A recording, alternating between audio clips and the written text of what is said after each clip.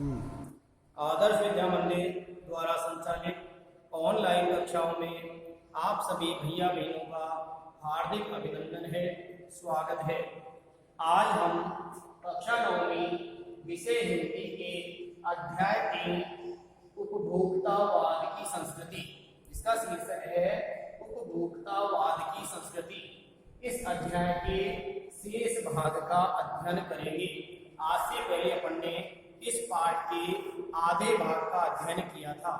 शेष बचे हुए आधे भाग का अध्ययन अपन आज करेंगे।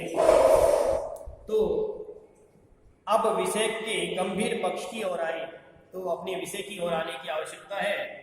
जो अपन उपभोक्तावाद की संस्कृति पढ़ रहे थे, जो उपभोक्ता है बाजार से वस्तुओं को प्राप्त करके उसका उपभोग करके जो सुख प्राप्त करता है वो उपभोक्ता कहलाता है।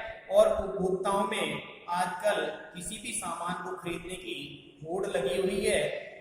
टीवी पर दिखाए जाने वाले आकर्षक और लुभावने जो एडवर्टाइजमेंट है उनको देख करके उपभोक्ता उसकी ओर भागा चला जा रहा है। चाहे वो चीज कितनी महंगी आए, लेकिन उसको खरीदने की उसकी होड़ मची हुई है।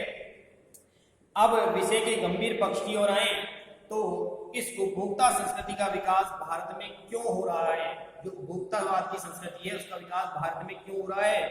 सामंती संस्कृति के तत्व भारत में पहले से भी रहे हैं। उपभोक्तावाद इस संस्कृति से जुड़ा रहा है। आज सामंत बदल गए हैं, सामंती संस्कृति का मुहावरा भी बदल गया है। हम सांस्कृतिक अस्मिता की बात कितनी करें, परंपराओं का अवमूल्यन हुआ है, आस्थाओं का क्षरण हुआ है। कड़वा सच तो यह है कि हम बौद्धिक दास्तां स्वीकार कर रहे हैं। पश्चिम के सांस्कृतिक उपनिवेश बन रहे हैं। हमारी नई संस्कृति अनुकरण की संस्कृति है, अर्थात एक दूसरे की होड़ करने की संस्कृति बन गई है। हम आधुनिकता के झूठे प्रतिमान अपनाते जा रहे हैं। प्रतिष्ठा की अंधी प्रतिस्पर्धा में जो अपना है उसे खोजकर छद्म आधुनिकता पर की गिरफ्त में आते चले जा रहे हैं, उसकी गिरफ्त में हम आते चले जा रहे हैं। आधुनिकता की में संस्कृति की नियंत्रण शक्तियों के क्षीण हो जाने के कारण हम दिग्भ्रमित होते चले जा रहे हैं। हमारा समाज ही अन्य निर्देशित होता चला जा रहा है। विज्ञापन के प्रसार के सूक्ष्म तंत्र हमारी मानसिकता को बदल देते हैं।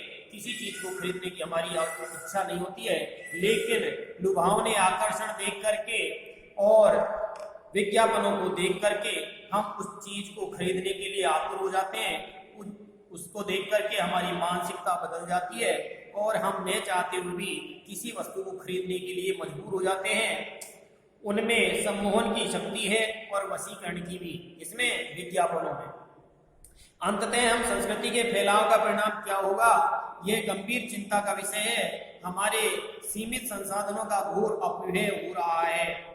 जीवन की गुणवत्ता आलू के चिप्स से नहीं सुधर सकती, न बहुविज्ञापित शीतल पेयों से सुधर सकती है। भले ही वे अंतरराष्ट्रीय हो, पिज्जा और बर्गर कितने ही आधुनिक हो, है तो वे कूड़ा खाद्य पदार्थ ही, अर्थात उनको खाद्य पदार्थ तो माना है, लेकिन किसके समान? कूड़े करकट के समान। इसका कोई महत्व नहीं है। समाज में वर्गों की दूरी बढ़ रही है, सामाजिक सरोकारों में कमी आ रही है। जीवन स्तर का यह बढ़ता अंतर आक्रोश और अशांति को जन्म दे रहा है। जैसे जैसे दिखावे की यह संस्कृति फैलेगी, सामाजिक अशांति भी वैसे वैसे बढ़ती चली जाएगी। हमारी सांस्कृतिक अस्मिता का ह्रास हो रहा है, पतन हो रहा है। हम लक्ष्य भ्रम से भी पीड़ित हैं। विकास के विराट उद्देश्य जो पीछे हटते चले जा रहे हैं। हम झूठी दृष्टि के तात्कालिक लक्ष्यों का पीछा कर रहे हैं। मर्यादाएं टूटती चली जा रही हैं। नैतिक मानदंड जो हैं, वास्तविक मानदंड जो हैं, वो ढीले पड़ रहे हैं, पिछड़ रहे हैं। व्यक्ति केंद्रिकता बढ़ रही है। स्वार्थ परमार्थ पर हावी होता चला जा रहा है। भोग की आकांक्षाएं आसमान को छूने लगी हैं, किंतु किस बिंदु पर रुकेगी यह दौड़? गांधी जी ने कहा था कि हम स्वस्थ सांस्कृतिक प्रभाव के लिए अपने दरवाजे खिड़की खुले रखें, पर अपनी बुनियाद पर कायम रहें। उपभोक्ता संस्कृति हमारी सामाजिक नींव को ही हिला रही है, ढीली कर रही है। यह एक बड़ा खतरा है हमारे सामने और भविष्य के लिए ये एक बड़ी चुनौती है, इसलिए इससे बचकर रहने की आवश्यकता है। तो ये था अपना पाठ 3 उपभोक्तावाद की संस्कृति। इसके कुछ शब्दार्थ जो पाठ के बीच में आए वो है सांस्कृतिक अस्मिता, जिसका अर्थ होता है सांस्कृतिक पहचान।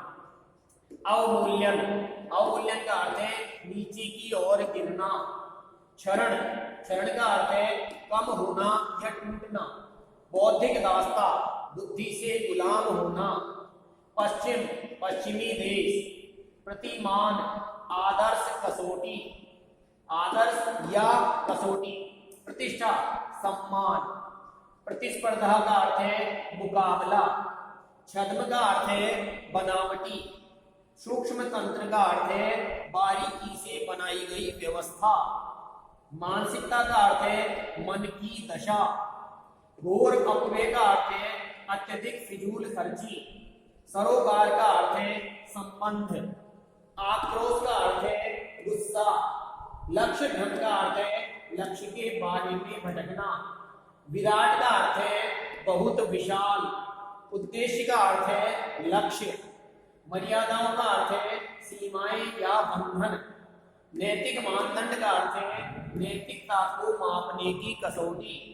परमार्थ का अर्थ है लोक कल्याण। आकांक्षाओं का अर्थ है इच्छाएं। तो ये थे अपने इस पाठ के कुछ महत्वपूर्ण शब्दार्थ।